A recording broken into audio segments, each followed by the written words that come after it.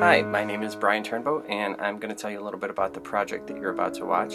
I was approached by the Mokena Area Historical Society to create a graphic that would serve as their logo and also as a standalone illustration that could be reproduced and handed out at public events.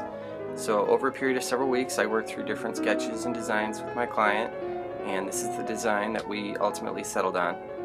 This design was influenced by the style of Art Nouveau, which was a prominent style of art and architecture around the turn of the century.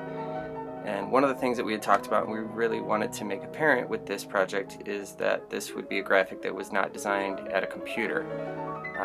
In working with a group that focuses on history, I thought that it was important for the design not only to have a style that references history, but also was created in a more traditional way than most of the graphic elements that you see around in your daily life.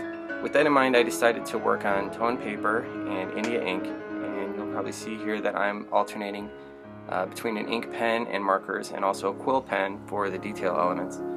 And I also wanted to introduce color in a limited way so I could tie in the lettering with the illustration that you will see me starting here. The illustration is of a place called Yunker Farm, and it's a really beautiful, well-kept barn and farm complex that is located here in Mokena, Illinois. It was built in the 1860s, and it's actually the only set of buildings in Mokena that are listed on the National Historic Registry. And for a while now, the Historical Society has used this barn as a symbol for their organization. They worked to preserve it, and they also lobbied for the exterior restorations that it recently received. And we decided that it made a lot of sense for me to focus my attention on it and to make it a prominent part of the design.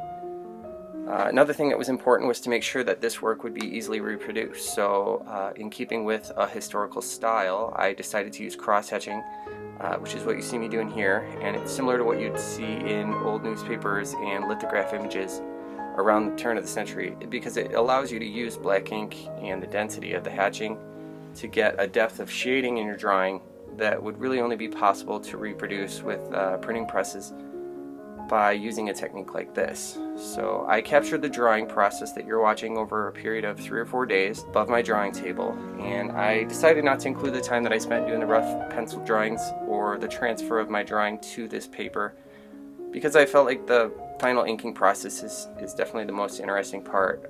But I did think it was important to mention that a lot of time and thought goes into the project outside of this inking process. The time that you spend doing sketches and samples, see how things are going to look, it makes a big difference in the quality of the final work, and it gives you confidence when you're doing the inking process so you know exactly how you want it to go. It's also important to reevaluate your work as you go, because you see here that I go back into the letters and I add black to the interior of the letters to make sure that they would be really readable from a distance. And sometimes it's hard to make those decisions, but it is sometimes necessary, because ultimately the goal is to create a unique piece of high quality artwork and to achieve your client's goals. So I know they were very satisfied with the way that this came out. They're very excited to have it on display as well as hand out the reproductions. Thank you for checking out my work, and be sure to share and like this video.